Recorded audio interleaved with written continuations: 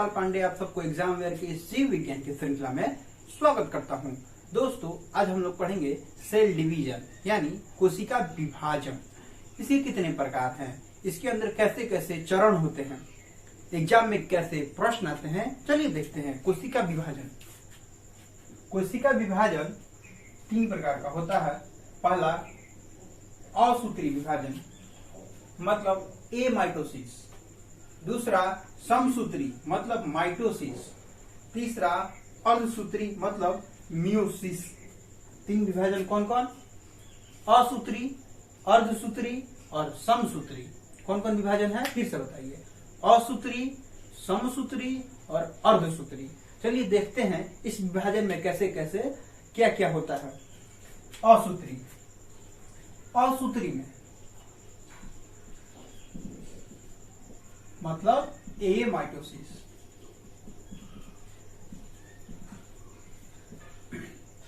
ए mitosis में दोस्तों असूत्री विभाजन में याद रखिएगा, हम लोग नंगी आंखों से जो नहीं देख पाए, मतलब जो जंतु नंगी आंखों से नहीं देख पाए, वह उसमें विभाजन कौन सा होगा? असूत्री विभाजन। जैसे कह देते हैं अविकसित। अविकसित जीव जंतु में कौन सा विभाजन? असूत्री विभाजन। जैसे जीवाणु,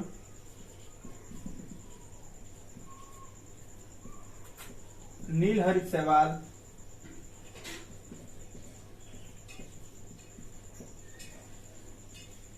आदि। याद रखिएगा, जीवाणु में कौन सा विभाजन होता है? असूत्री मतलब ए माइटोसिस। दोस्तों, हम लोग देखेंगे समसूत्री विभाजन। समसूत्री विभाजन क्या होता है? समसूत्री विभाजन मतलब माइटोसिस।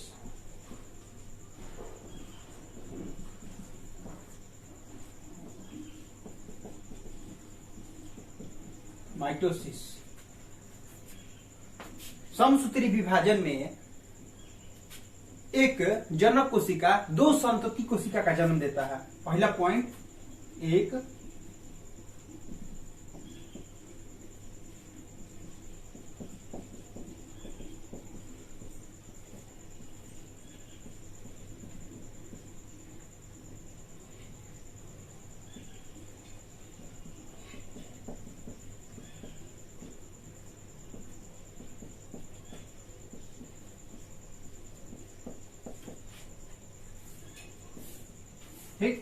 एक जनक कोशिका 2 संतति कोशिका को जन्म देता है और इसके गुण सूत्र बराबर होते हैं।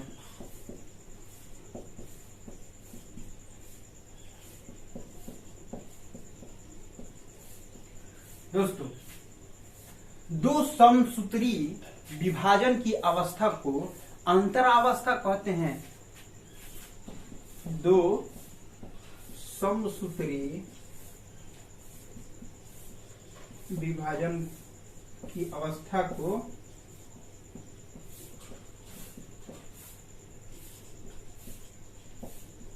अंतरावस्था यानी इंटरफेस।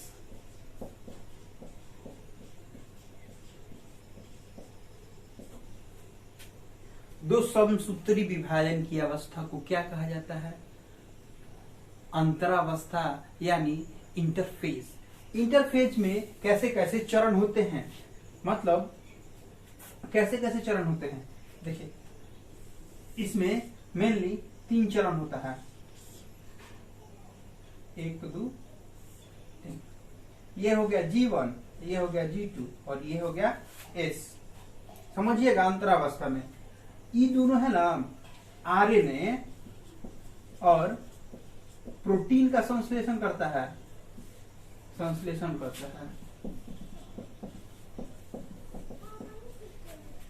G1 और G2 क्या करता है? आरएनए और प्रोटीन का संश्लेषण करता है।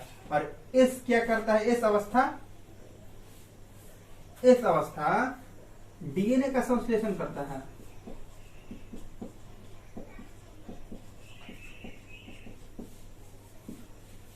स्क्रीनशॉट ले लीजिए दोस्तों। समसूत्री विभाजन में फिर से देखते हैं, एक जनक कोशिका दो संतति कोशिका को जन्म देता है। इनमें गुणसूत्र जनक कोशिका के बराबर होता है और दो समसूत्री विभाजन की अवस्था को अंतरावस्था कहा जाता है, मतलब इंटरफेज कहा जाता है।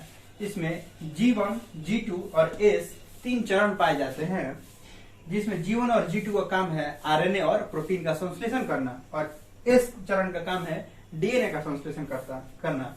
चलिए देखते हैं समसूत्री विभाजन में और कितने अवस्था होते हैं।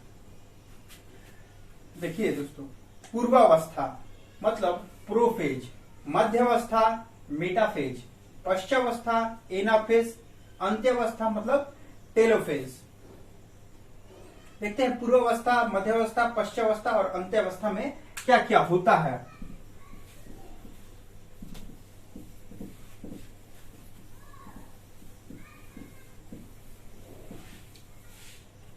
देखते हैं पूर्वावस्था में यानी प्रोफेज में क्या होता है।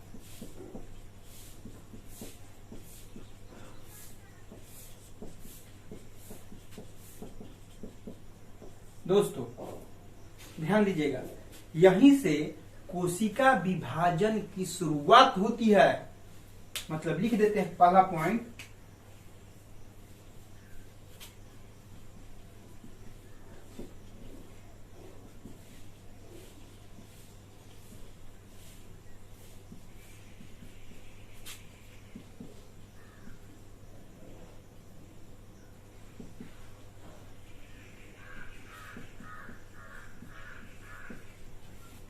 कोशिका विभाजन की शुरुआत कहां से होती है?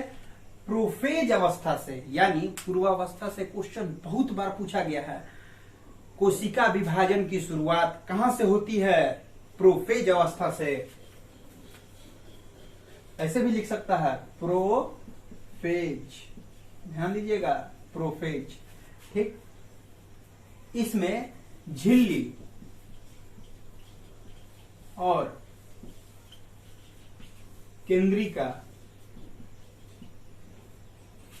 झिल्ली और केंद्रिका समझते हैं। झिल्ली जो बाहरी आवरण बनाता है, केंद्रिका जो न्यूक्लियस के अंदर होता है।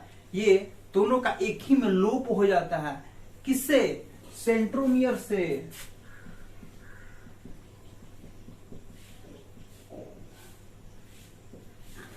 सेंट्रोमियर से लोप हो जाता है और ये दोनों दिखाई नहीं देता है। झिल्ली और केंद्रक दिखाई नहीं देता है, इसमें जाके मिल जाता है।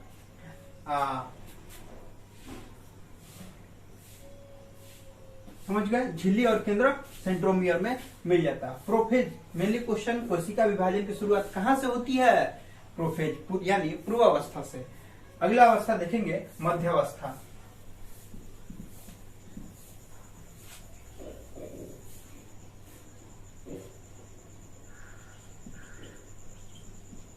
मध्यावस्था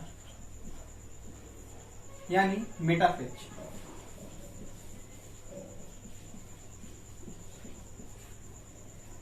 दोस्तों प्रोफेज में झिल्ली और केंद्रिका में सेंट्रोमियर में मिल जाता है। इसमें क्रोमोसोम स्पष्ट दिखाई देने लगता है। जब मान लो उसमें झिल्ली है, ये झिल्ली है, झिल्ली लिखते हैं, केंद्रिका है, दो को जब मिल गया तो सेंट्रोमियर हो गया। बड़ा हो जाएगा जी, दो को बिंदु ऐसे ऐसे है, एक में मिला दिए तो कितना बड़ा हो जाएगा। तो इसी को गुणसूत्र, सेंट्रोमियर में जब ये दोनों मिल जाता है तो गुणसूत्र कहते हैं और गुणसूत्र इसमें स्पष्ट दिखाई देने लगता है।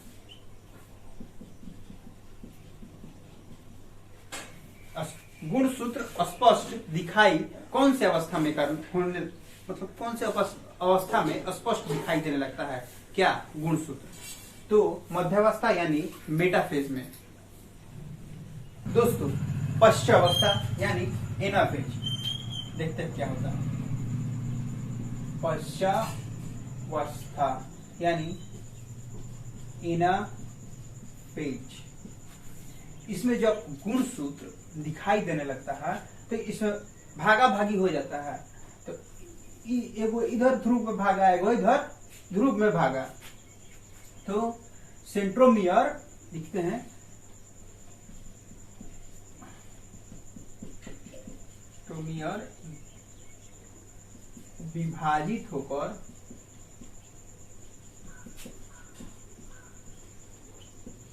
ध्रुवों की तरफ अलग अलग हो जाता है।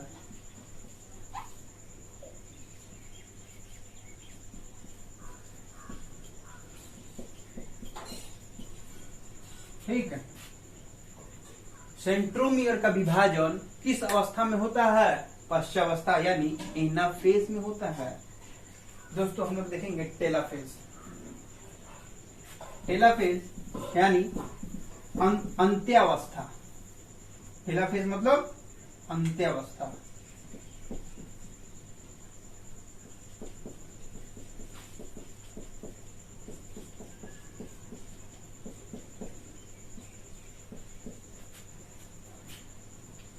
दोस्तों टेलोफेज यह पूर्वावस्था का उल्टा होता है, मतलब कोशिका विभाजन की शुरुआत प्रोफेज अवस्था में होती है तो कोशिका विभाजन की अंतिम अंत्यावस्था में होती है। तो पहला पॉइंट लिख देते हैं, विभाजन का अंत कौन सी अवस्था में? अंत्यावस्था में। वो याद कीजिए, झिल्ली और केंद्रिका का लोप सेंट्रोमियर में होता था। केंद्रिका और झिल्ली नहीं दिखाई देता था, लेकिन इसमें झिल्ली और केंद्रिका स्पष्ट दिखाई देने लगता है। और ये बढ़िया बात, केंद्रक दूब हो जाता है, दिखाई देने लगता है। दो केंद्रक बताए थे, एक जनक कोशिका से दो संतति कोशिका का निर्माण होता है।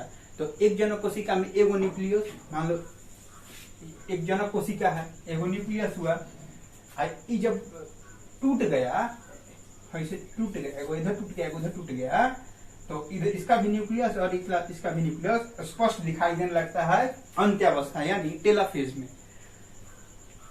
दोस्तों समसूत्री विभाजन खत्म हुआ और हम लोग देखेंगे अर्धसूत्री। ध्यान से देखिएगा, अर्धसूत्री विभाजन।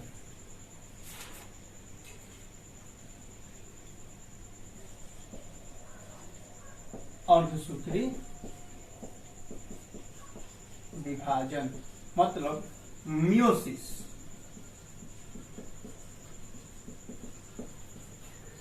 अर्धसूत्री विभाजन और मियोसिस। सबसे पहले बढ़िया से क्वेश्चन याद रखिएगा, यह जनन कोशिका में होता है। कहाँ होता है? जनन कोशिका में होता है। कहाँ होता है? जनन कोशिका में होता है।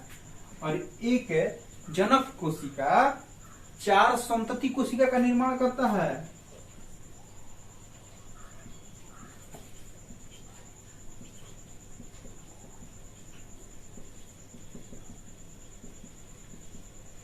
एक जनक कोशिका 4 संतति कोशिका का निर्माण करता है और गुणसूत्रों की संख्या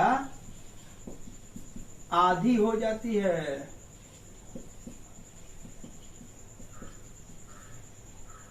वन बाई टू। चलिए देखते हैं कैसे आधी होती है और 4 संतति कोशिका का निर्माण कैसे होता है।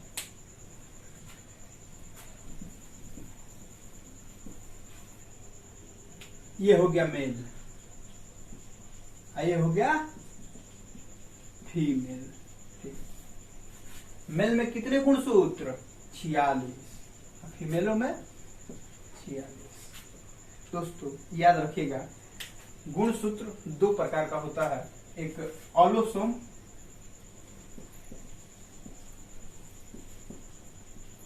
एक ऑटोसोम। महिला में भी यही बात होगा, ऑलोसोम ऑटोसोम। ठीक है, ऑलोसोम की संख्या 44 और 2 ऑटोसोम। इसमें भी 44, इसमें भी 2। तो ये 2 कौन होता है? एक्स और वाई। और ये दो कौन होता है, एक्स और एक्स। दोस्तों इसमें से एक गो और इसमें से एक गो हुआ 46 है, 2 44 है, 46 आधा दे दिया 23 गो। ठीक है, आधा गुणसूत्र देता है। देखिएगा, फिर इसमें से 22 गो और एकरा में से एक गो क्या हो गया, ये हो 23 गो। दोस्तों याद रखिएगा, इस ऑटोसोम से ही पता चलता है कि बबुआ हुई है कि बबूल। मतलब एक्स, ये अपना एक्स इसके साथ दे दिया तो लड़की होगी, और वाई दे दिया तो लड़का होगा। ठीक है, तो गुणसूत्रों की संख्या आधी होती है, मतलब 46 दूनी 92, 92 गुणसूत्र होते हैं और उसके आधा 46। ठीक दोस्तों, तो लिंग निर्धारण कौन करता है? पिता के क्रोमोसोम पर लिंग निर्धारण होता है। ये हम लोग बात गुणसूत्र के चैप्टर में पढ़ेंगे, क्रोमोसोम के चैप्टर में पढ़ेंगे, अभी विस्तार से नहीं, थोड़ा बहुत देख लेते हैं। तो एक्स वाला गुणसूत्र अगर महिला के साथ विलग्न हो जाए तो लड़की पैदा होगी, और वाई विलग्न हो जाए पिता के तो लड़का पैदा होगा। ठीक, यहाँ से कोई ऑटोसोम ही निर्धारण करता है लिंग, पिता के ऑटोसोम से ही लिंग, बच्चों का लिंग निर्धारण होता है। यह हुआ अर्धसूत्री विभाजन। आपको कैसा लगा ये बताएं कमेंट करके। अगर अच्छा लगा हो तो प्लीज लाइक, शेयर और सब्सक्राइब जरूर कर दें। अगले एपिसोड में कुछ नया और बढ़िया दिखाएंगे, तब तक के लिए धन्यवाद।